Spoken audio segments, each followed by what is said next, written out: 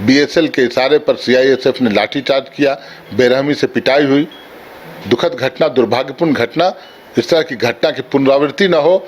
जो भी दोषी हैं, सीआईएसएफ का जवान हो, बीएसएल के अधिकारी हो, उन पर कड़ी कार्रवाई होगी। ये मैया सम्मान योजना की राशि हमारे बहनों के खाते में गई, एक साथ 3 महीने की 7500 रुपये। एक ऐसा व्यक्ति आदिवासी हित की बात कर रहा है जिसने अपने शासनकाल में 20,000 आदिवासियों पर पत्थलगड़ी में झूठे मुकदमे दर्ज करवा दिए थे। आज 11 साल हो गए नरेंद्र मोदी सरकार को। आज नींद खुला कि वक्फ बोर्ड विधेयक में संशोधन होना चाहिए। साल खत्म होने दीजिए, 1 साल का रोड मैप बना हुआ है, कैसे क्या कुछ करना है।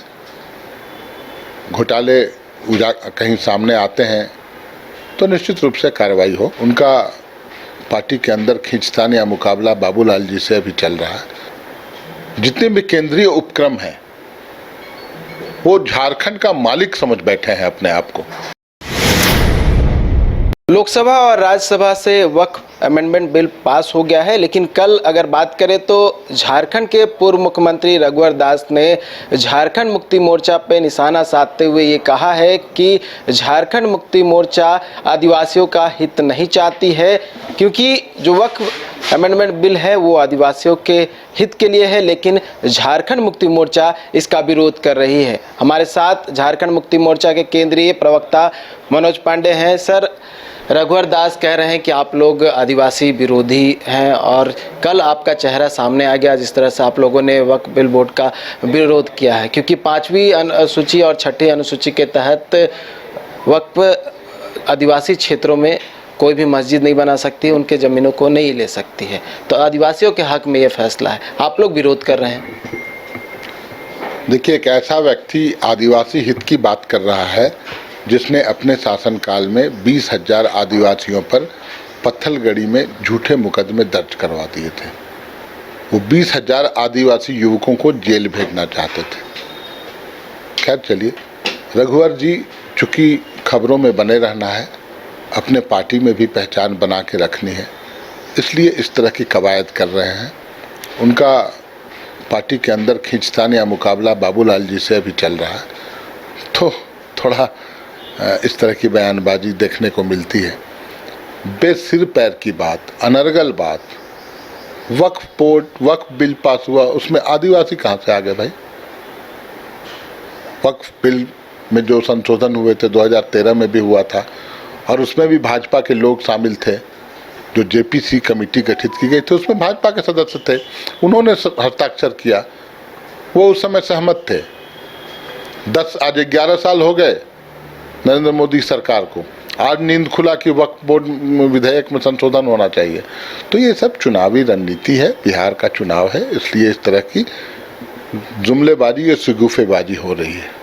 सभी लोग समझते हैं, समय आने पर लोग इसका जवाब देंगे। एक बार फिर से ईडी सक्रिय हो गई है। 21 ठिकानों पर एक साथ दबिश दी गई है सुबह में। कहा जा रहा है कि आसमान के तहत घोटालेबाजी की गई है। देखिए, कुछ इनपुट मिला होगा। संवैधानिक संस्था है ईडी, कार्रवाई करने को स्वतंत्र है। घोटाले कहीं सामने आते हैं तो निश्चित रूप से कार्रवाई हो, उसमें किसी को आपत्ति थोड़ी ही है। लेकिन जहाँ तक हम लोगों को जानकारी है, आयुष्मान का घोटाला पूरे राष्ट्रीय स्तर पर है। गुजरात में भी ये घोटाला है, उत्तर प्रदेश में भी है।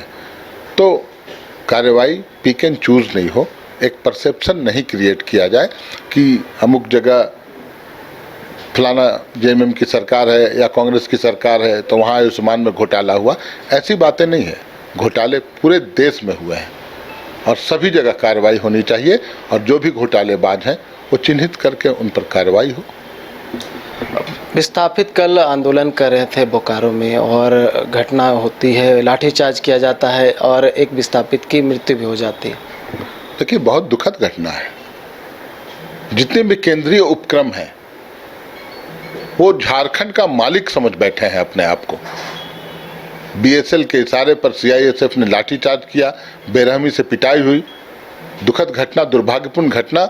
इस तरह की घटना की पुनरावृत्ति न हो। जो भी दोषी हैं, सीआईएसएफ का जवान हो, बीएसएल के अधिकारी हो, उन पर कड़ी कार्रवाई होगी और हो रही है। राज्य सरकार ने कमर कस लिया है। विस्थापितों पर इस तरह की बर्बरतापूर्ण कार्रवाई हम बर्दाश्त नहीं करेंगे।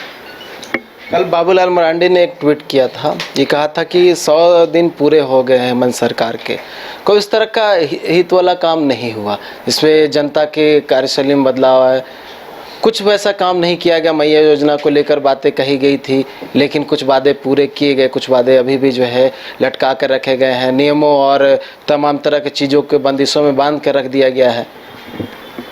देखिए, जब मैया सम्मान योजना की राशि हमारे बहनों के खाते में गई, एक साथ 3 महीने की 7500 रुपये, पूरे गांव देहात कस्बों में उत्सव का माहौल, महिलाएं झूमर गा रही थी, नाच रही थी, गा रही थी, होली का त्यौहार था, होली की खरीदारी हुई, बेहतर ढंग से त्यौहार मनाया गया। बाबूलाल जी को ये सब पचता नहीं है। 100 दिन का हिसाब मांगते हैं, वो कौन होते हैं हिसाब लेने वाले? हिसाब हम देते हैं, देंगे, हम अपनी जनता को देंगे, समय आने पर देंगे। और हमने 5 सालों का हिसाब जनता के सामने रखा और जनता ने उसकी सराहना की, तब जाके प्रचंड बहुमत मिला और पुनः सरकार हेमंत सोरेन की बनी। तो बाबूलाल जी से ये पूछा जाना चाहिए कि आप हिसाब मांगने वाले होते कौन हैं? विपक्ष में बैठने का जनादेश आपको मिला है, आप विपक्ष में रहें, उससे ज़्यादा के काबिल आप लोग नहीं। रोजगार को लेकर भी सवाल कर रहे हैं। बिल्कुल, सब रोजगार मिलेगा, साल खत्म होने दीजिए, 1 साल का रोड मैप बना हुआ है, कैसे क्या कुछ करना है। बहुत मामले प्रक्रियाधीन हैं, कार्रवाई चल रही है। इस पूरे साल में आप देखेंगे कि हम लोगों ने कितनी नियुक्तियां दी, और तब दिसंबर में हम बात करेंगे कि हम लोगों ने क्या कुछ किया। आज हजारीबाग में स्थापना दिवस मना रहे हैं आप लोग पार्टी का, क्या कुछ होना है आज, और साथ ही साथ जो अधिवेशन होना है 14 और 15 अप्रैल को रांची में? देखिए, स्थापना दिवस कई एक जिलों में मनाया जाता है, जिसमें एक हजारीबाग भी शामिल है। हजारीबाग में आज है। हजारीबाग पूरे जिले से लोग एकत्रित होते हैं अपने प्रिय नेता को देखने सुनने के लिए। भारी भीड़ आने की संभावना है। हजारीबाग में विगत कुछ वर्षों में हम लोगों का जनाधार काफ़ी बढ़ा है। वहाँ जो संगठन बेहतर काम कर रही है, जिला संगठन, तो स्थापना दिवस में नई जोश स्फूर्ति के साथ लोग आते हैं और पार्टी का स्थापना का दिन वो माना जाता है कि जिले में इस अमुक तारीख को पार्टी की स्थापना हुई थी। तो लोग एक बार फिर रिचार्ज होते हैं और अपने नेता की बातों को सुनकर क्षेत्र में जाते हैं। साथ ही 14 और 15 ये तारीख मुकर्रर की गई है हमारे महाधिवेशन के लिए। महाधिवेशन हमारे पार्टी संविधान के अनुसार हर 3 सालों में एक बार होता है और 2 दिवसीय इस बार का महाधिवेशन। करीब 5000 से ऊपर डेलीगेट इसमें शामिल होंगे। हर पंचायत के लोग आएंगे। करीब 9 से 10 राज्यों के लोग शिरकत करते हैं। पार्टी का पुनर्गठन नए सिरे से होता है। नए अध्यक्ष, कार्यकारी अध्यक्ष चुने जाते हैं। पूरी कार्यकारिणी एक बार फिर से गठित की जाती है और हर कार्यकर्ता अपनी बातों, अपनी भावनाओं को रख पाता है वहाँ। साथी नेताओं के बातों को सुनना, कैसे हमारी पार्टी मजबूत हो, कैसे हम इसका विस्तार और अन्य राज्यों में कर सकें, कैसे हम राष्ट्रीय पहचान बना सकें अपनी पार्टी का, वो सब तय होगा इस बार के महाधिवेशन में। तो देखिए, बीजेपी ने जो आरोप लगाया है उस पर जवाब देते हुए झारखंड मुक्ति मोर्चा ने कहा है कि बीजेपी वक्फ अमेंडमेंट बिल को लेकर भटकाने का काम कर रही है और जो बातें नहीं हैं उस बातों का जिक्र किया जा रहा है। साथ ही 100 दिन के कार्यों को लेकर भी इन्होंने जवाब दिया है, जो कल नेता प्रतिपक्ष बाबूलाल मरांडी ने एक्स हैंडल पर ट्वीट करते हुए पूछा था। साथ ही जो बोकारो में घटना कल घटी थी उसको लेकर भी जिला प्रशासन की ओर से कार्रवाई की जा रही है। राज्य सरकार भी अपनी ओर से कार्रवाई कर रही है। न्यूज़ बाइस्कोप के लिए कैमरा पर्सन अरुण के साथ नीरज कुमार, रांची। विश्व स्तरीय मेडिकल सुविधाओं से युक्त रांची का देवनिका हॉस्पिटल, जहां है neonatal ICU, burn intensive care unit, modular operation theatre, 24/7 emergency trauma service, multi disciplinary ICUs, emergency care, MRI, CT scan, advance cath lab, fully automated path lab, echo, ultrasound, ultra modular patient beds और pharmacy. Devnika hospital and research centre, किफायती दर पर विश्व स्तरीय इलाज, ancillary चौक, Tupudana industrial area, Ranchi.